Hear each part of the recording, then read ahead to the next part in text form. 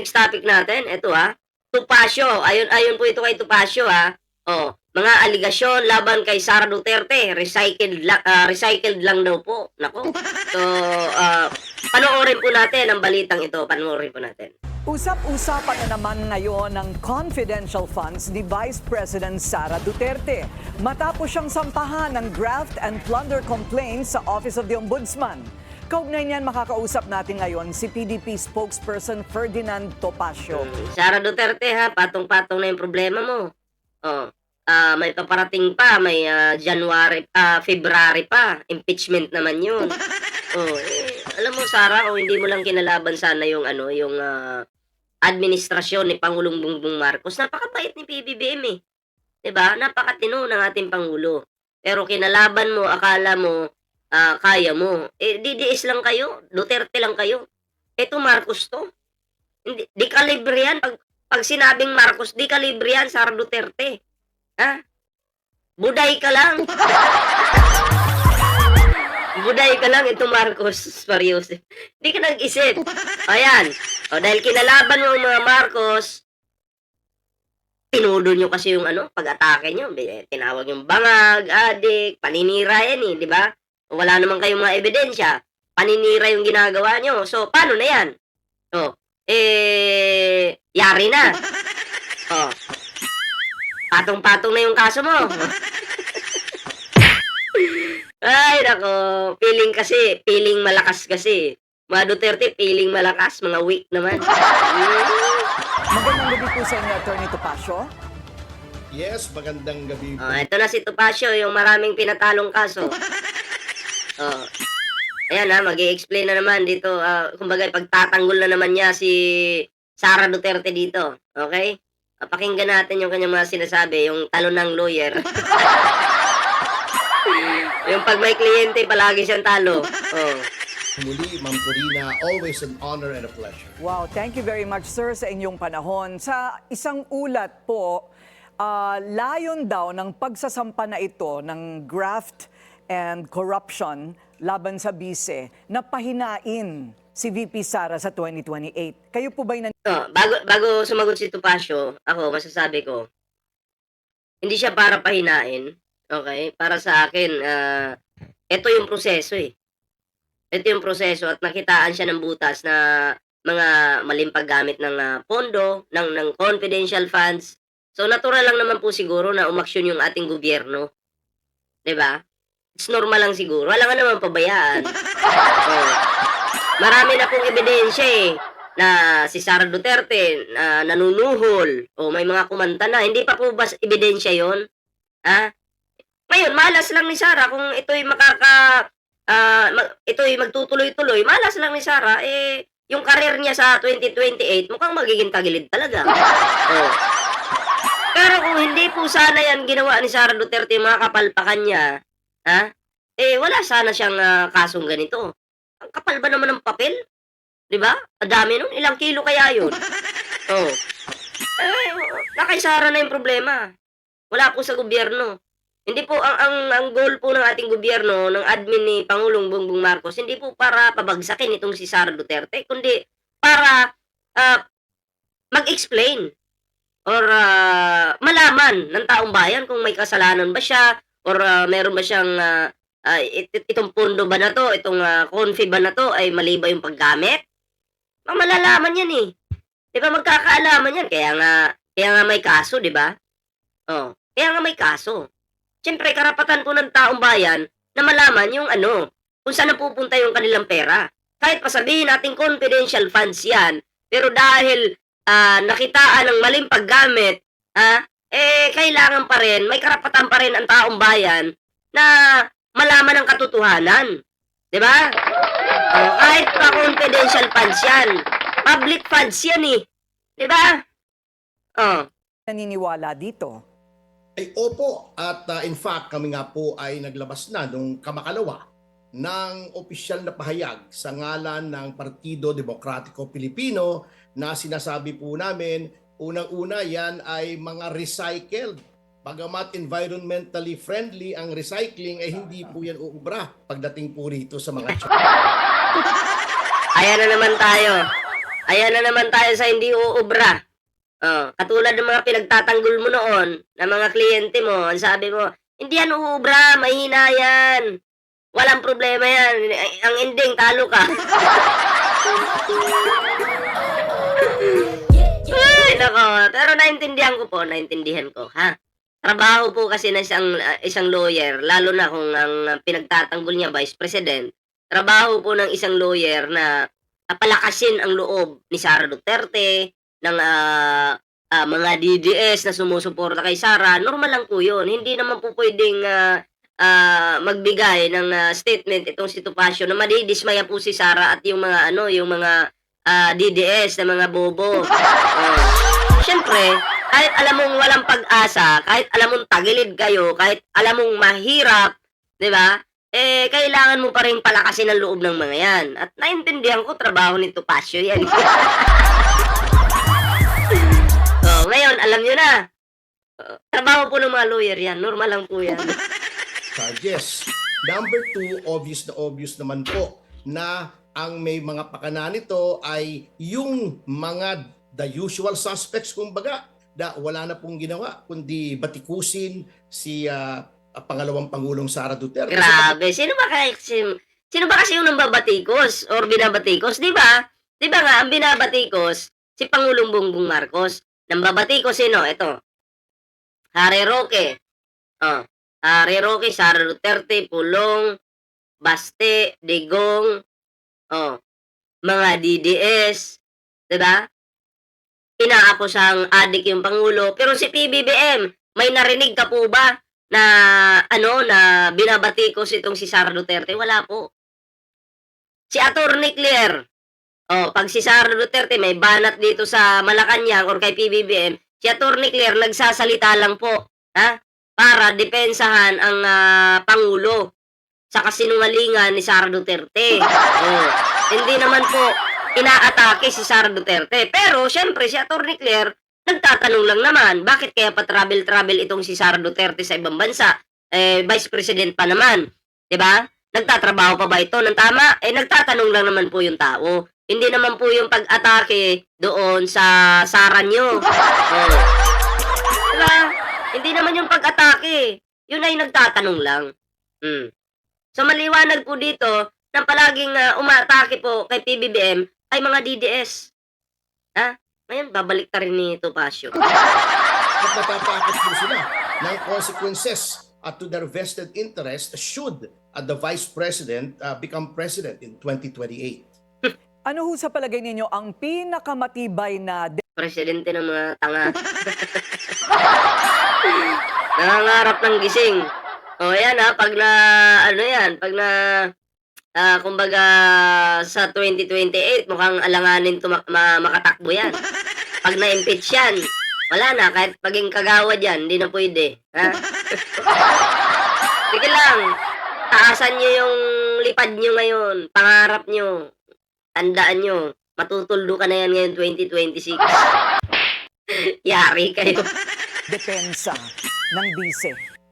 Well, the strongest defense po, Ma'am Corina, as always, is innocence. Hindi po niya ginawa yan. Ang ngunit sa ilalim din po ng ating mga batas, the person who alleges a crime has the burden of proof of showing that it has been committed sapagkat constitutionally protected po ang presumption of innocence. But Si Buday, grabe si Buday, in this case, the Vice President, I believe, is merely a victim of political persecution and vendetta. So, nailalabas po ba ang mga bank accounts ni Bise?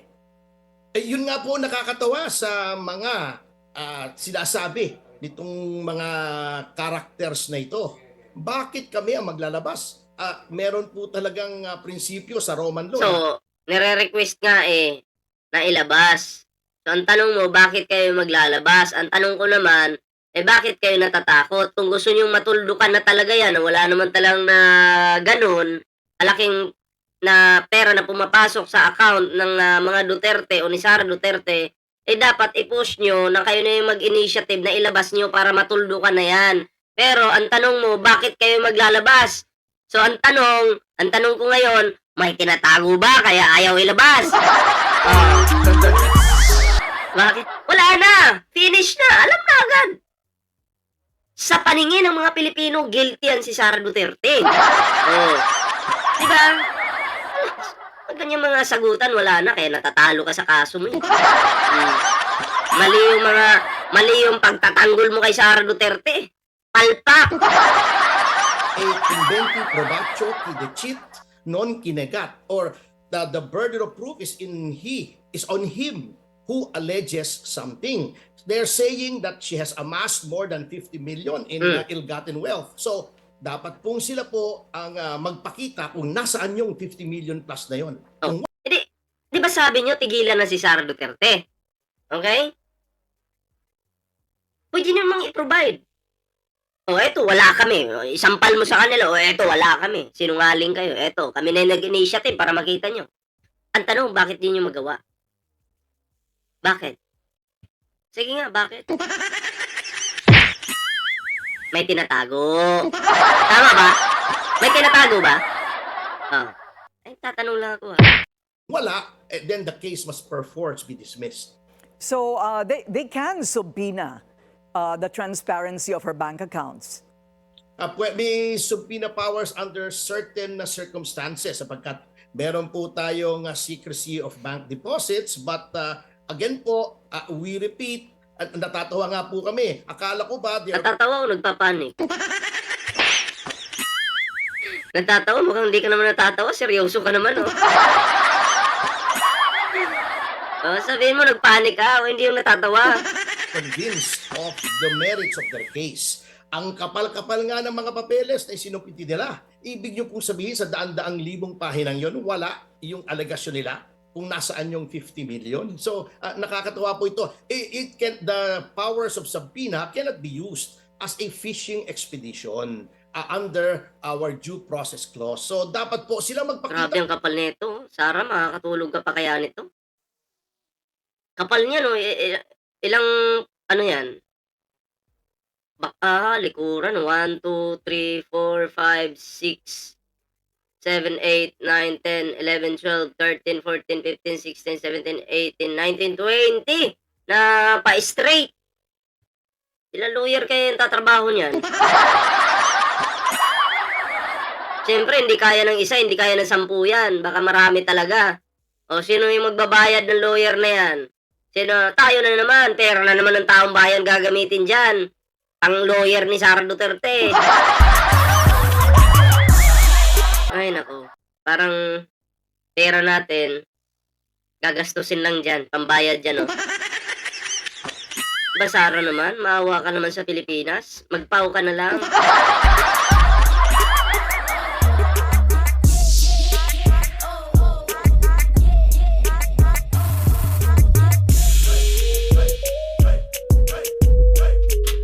Tuloy natin to. So, dapat po sila magpakita. Ito yung bank account, ito yung mga yaman, ito yung lupa. Relax ka. Mangyayari naman yan sa hearing. Ikaw naman. Atat na atat ka. Ito yung bahay, ito yung mga sasakyan. At yung mga pangalan pong piatos, yung mga inimbento daw pong mga pangalan na nakatanggap ng pondo. Ano po ang Yun depensa po, doon? alam niyo po, sorry po, Ma'am Purina. Go ahead, sir. Opo. Alam niyo po yun, standard protocol po yun sa confidential funds. Ako po, Ma'am Corina, ay galing din sa Department of the Interior and Local Government bilang isang Assistant Secretary noong ang kalihim po ay si Mayor Alfredo Lim, year 2000. So talagang standard po yan, kaya nga po confidential eh. Yung informant po nyo, pag inilagay nyo yung pangalan doon, at syempre po, hindi naman na iisa o dalawang tao lang ang may access po sa listahan yon, baka manganib po ang buhay noong tao. Ngunit, pwede pong i-decode yon para malaman talaga na ito ay natanggap. So, Ang sabi ni Bato de la Rosa, maraming piatos sa Davao. So, hindi po siya matatawag na, ano ba yung tawag yan? Code name ba? Hindi po siya, totoong pangalan talaga yung piatos. Sabi ni Bato eh. Hindi kayo magkakaiba kayo ng sinasabi ni Bato. So, ano po yung ibig ko sabihin? Parang sinasabi ni Bato, Sinasabi ni Bato na ang piatos na nakalagay dun totoo, totoong pangalan. Hmm. Ngayon alam mo na. 'Di ba? Hindi kayo nag-meeting muna ni Bato? Hindi kayo nag-usap-usap muna para naman hindi kayo mapahiya diyan sa mga pinagsasabi niyo. That is the non-issue na pinag-uulit-ulit po nila. Okay, huling tanong po. Yung affidavit po ng sinasabing dating bagman ni VP Sara, ito pong si Ginoong Ramil Madriaga. Ano po ang komento ni VP dito? Hindi ko po, I cannot pretend to speak on behalf of the Vice President sapagkat ako po ay tagapagsalita ng PDP. Ngunit bilang isang abogado po, that is an uncorroborated statement. Pwede naman po mag-imbestiga ang ombudsman. Kahit nga po anonymous, pwede naman po ang DOJ din po. Ngunit titignan po natin yung credibility noong mga aligasyon. At yung binabasa ko po yung affidavit na iiling lang po ako sapagkat yung sinasabing 1 billion in a grandia, that's physically impossible. Number 2, yung nagbi-build up daw ng war chest, si binibining Sara Duterte. Alam niyo po, I personally know as to approximately when nag-umpisa yan na mag-harbor ng ambitions for president. Yung before that po, there was really no plan to run as vice president or even president prior to 2022. Last minute po yun. Ganun po yung mga plano ng mga Duterte. Kunyari, hindi sila tatakbo, pero bigla-bigla na lang tatakbo pala. Di ba? Sinungaling. Hindi po natin pwedeng suportahan yung mga basurang tao na sinungaling. Hindi daw tatakbo. Katulad ni Robin Padilla ngayon, hindi daw tatakbo sa 2028. Tingnan mo yan, abangan mo. Lalo na yan, sinabi niya, mangangamoy tayo daw siya. Tatakbo yan, para pagtanggol yung, gusto niyang amoy. Ay, I nako. know this personally. So, ang dami You know that personally. Siyempre, kaibigan mo, ipagtatanggol mo, malapit sa'yo. Tagapagtanggol ka, lawyer ka nila. Lahat gagawin mo para lang pabanguhin ang pangalan ng hindi na wala nang silbi ba? Diba? Papabanguhin mo yung tae, mukhang mahirap yan. Siyempre kakilala mo, papabanguhin mo kahit amoy tae pa yan. Diba? Kahit mabaho pa yung nakaraan yan. Yung kahit nga yung future kahit mabaho, ipagtatanggol mo. Kasi malapit ka dyan. Wag kami. Kahit sabihin mo pang kilala mo siya, ikaw kilala mo. Kilala mo. Ang sasabihin mo lang doon, yung mga makakabuti kay Sara Duterte, diyan sa interview, sasabihin mo. Pero yung makakasama kay Sara Duterte, kahit pa alam mo yan, hindi mo sasabihin dyan. Kaya wag kami. Diba? kung mga inconsistencies at kung ano-anong mga incredibilities ng affidavit pong yun. Okay, maraming salamat po sa inyong oras, PDP spokesperson for the... So, yun lang naman, si Topacio, walang kwenta yung kanyang mga pinagsasabi. Para sa akin, ang tingin ko dyan, basura. Yung mga binitawan niyang statements niya, walang kwenta. So, kayo mga pre, anong reaction niyo dito? Ayan, comment down below. At syempre, no, yun na nga, bago tayo magtapos sa ating live ngayon mga pre, ayan, kung bago pa lang dito sa channel ng Bengador, benggahin mo na yan. Bengador, wala kang gawa.